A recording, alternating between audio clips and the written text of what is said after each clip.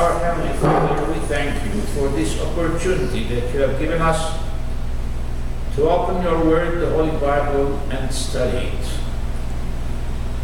Although we know that not everything that happens in this world is in harmony with your will, we're confident that nothing that happens today can defeat your ultimate will. Eventually, your truth will triumph. So, help us to pin our hope on you and trust you and trust the messengers that you have given us through the prophets and through the apostles and best of all through Jesus, in whose name we pray. Amen. Okay, today we'll be studying a very detailed prophecy in Daniel chapter 11. The main feature is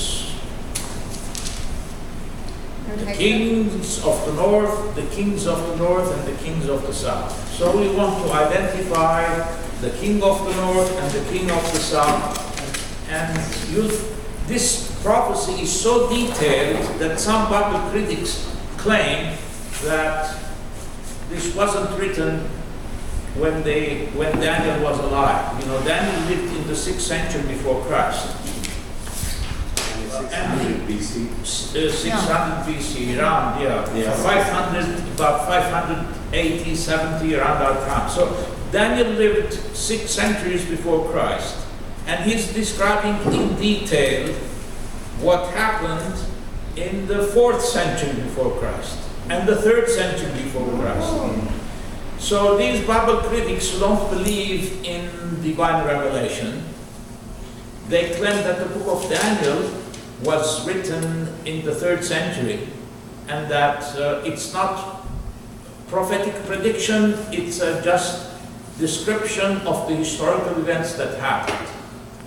But we know all the historical information that we have points to one truth. Daniel was taken captive by the Babylonians, who came to Jerusalem and destroyed the city and the temple in 586 before Christ. Yeah. And Daniel was taken to Babylon, where he was chosen by King Nebuchadnezzar to study because he was intelligent and he was from a Hebrew priestly family. So the evidence, the historical evidence says Daniel lived in the 6th century. How could he describe so accurately in such amazing detail events that happened in the 4th and 3rd centuries and 2nd century? Is because God revealed it to him. So we believe in divine revelation. Like it happened already.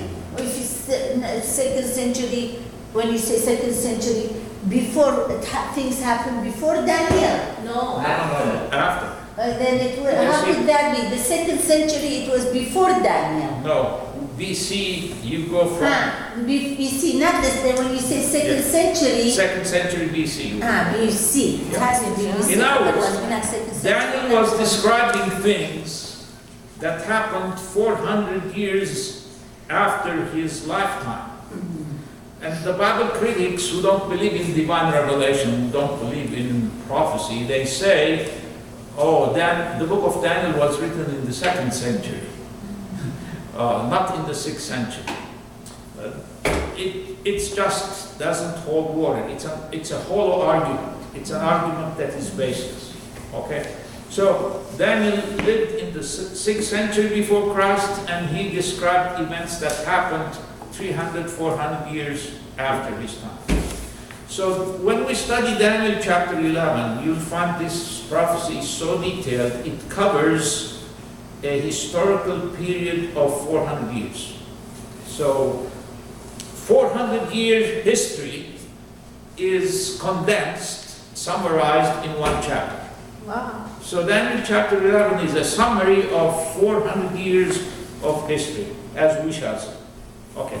But as I said, the main feature is the king of the north and the king of the south. And if you read Daniel 11, you'll find the king of the north and the king of the south are constantly at war, constantly forming intrigues against one another. And you'll find that there were times when the Holy Land, Israel, was conquered by the king of the south, and there were times when the Holy Land was conquered by the king of the north. So we will identify the king of the north and the king of the south and discover their constant warfare, why they were at war all the time, and the intrigues that they are. Okay, let's start with verse number 1. It tells you that this prophecy happened when Darius the Mede was governor of Babylon. All right, do you know who Darius the Mede was? Darius, you mean Darius? Yeah, Darius.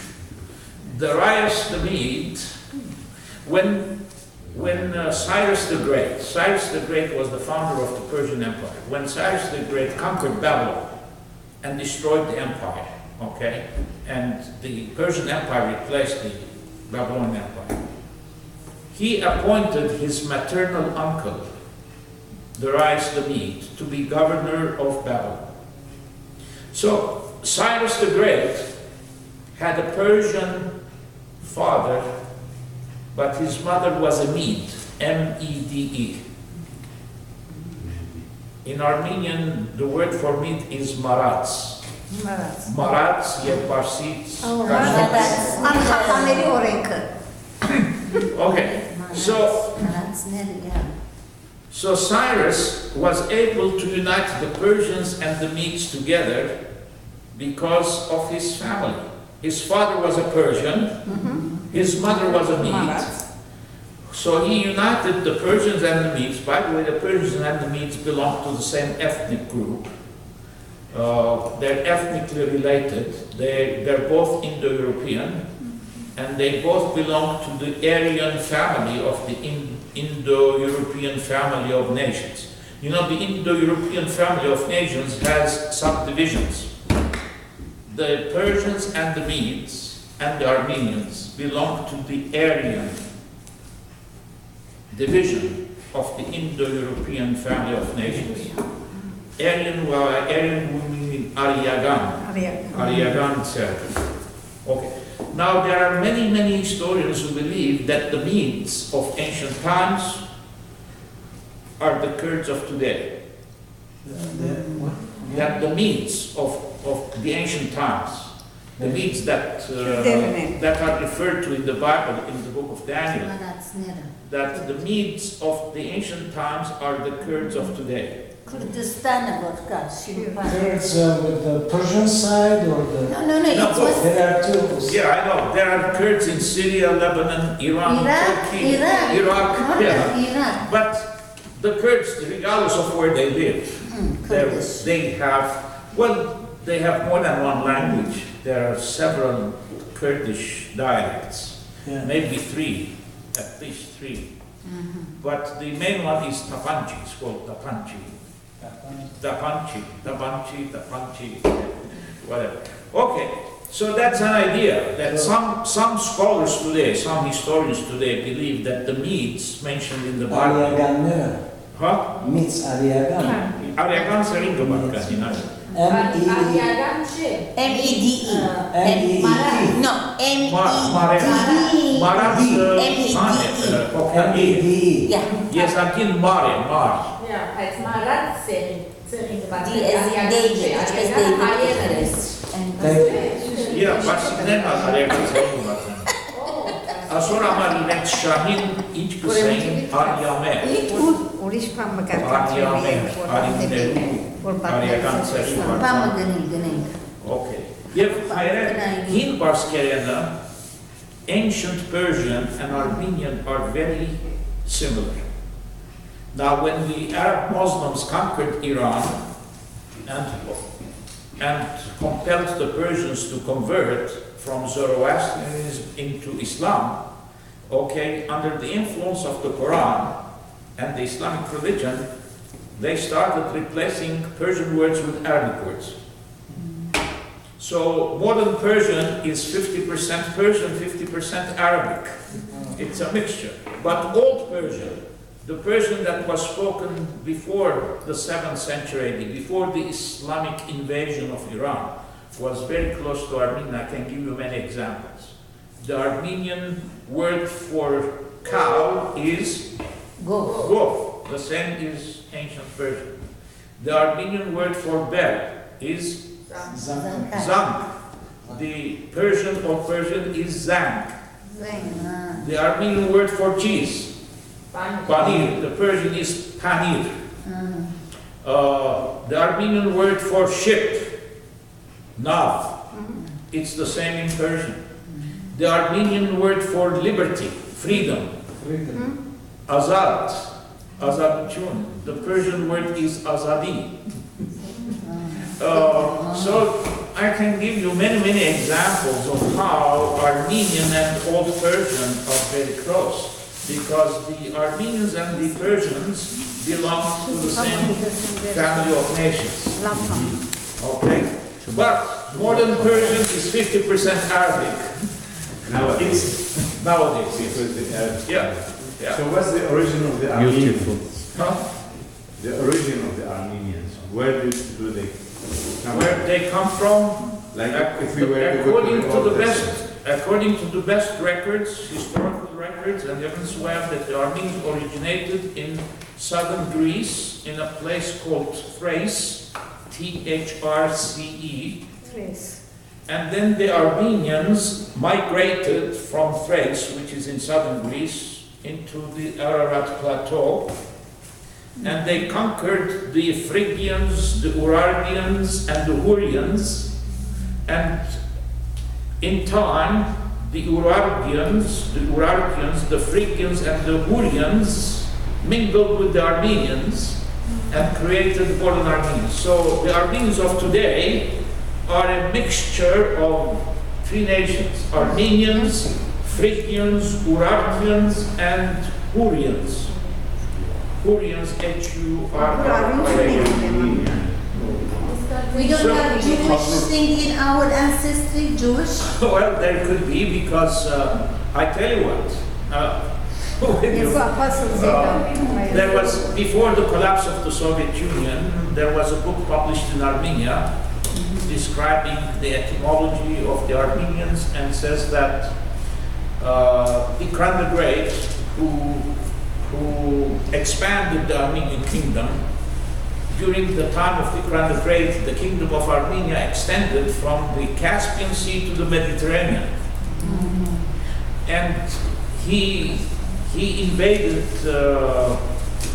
Judea, the land of the Jews, and took some Jewish captives, brought them to Armenia, settled them at Stepanakert, Dikranakert, and let them build a new capital city. And then those Jews remained in Armenia, learned Armenian, and they intermarried with the Armenians.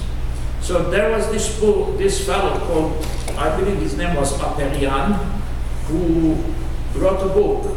It was published in Soviet Armenia during the Soviet times, saying that all the Armenians whose family names are Israelian, Movsesian, Aharonian, were of Jewish origin. Agopian. No, he says Israelian, Aharonian, and Movsesian.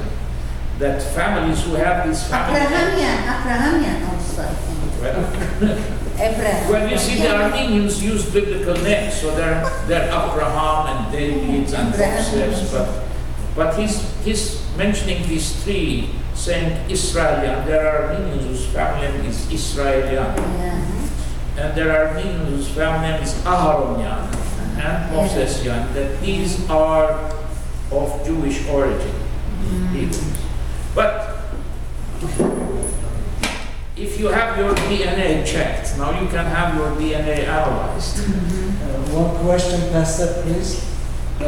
Is it right the way the Lord he used to say in the Old Testament that don't get mixed the nationalities with the other? The yoke. Yeah.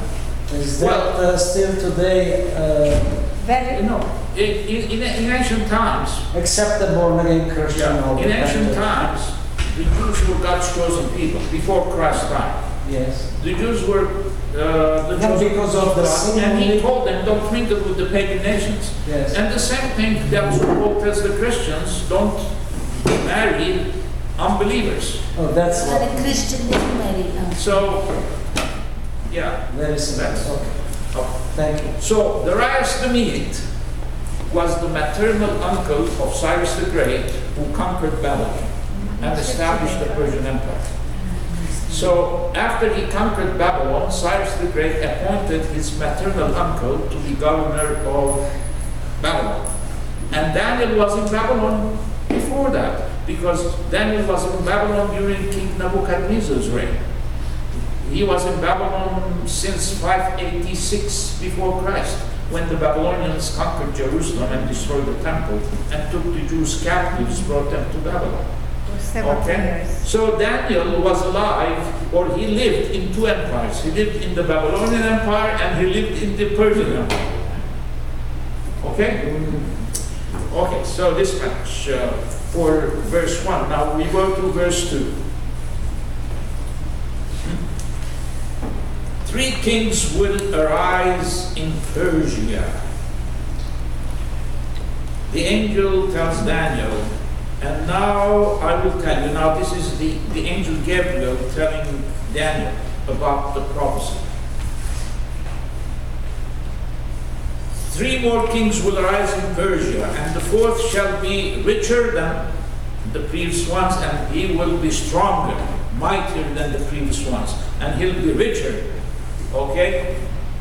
And this king, the 4th king of Persia, who was mightier and richer than all his predecessors, would start conflict with Greece. Now, we know from history that the Persian king who invaded Greece was Xerxes. Xerxes. So he was the 4th king. Now, the first king, of course, was Cyrus. The second king was Cambyses, the son of Cyrus the Great. The third one was somebody called Smerdis, and the 4th one was Xerxes. So, we're told that the 4th king of Persia would be stronger, richer than his predecessors, and he would start up trouble with Greece. And the only Persian king who invaded Greece was Xerxes. And he was defeated, of course. He was defeated by the Greeks. All right. Okay, so that's verse 2. Then where shall we go? Let's go to 3 and 4. We're still on page 1. Then a mighty king shall arise. A mighty king shall arise, and he will rule with great dominion, and according to his will. When he has risen, his kingdom, he will be able to destroy all the previous kingdoms, and he will rule with great power. And this mighty king who will arise was Alexander the Great.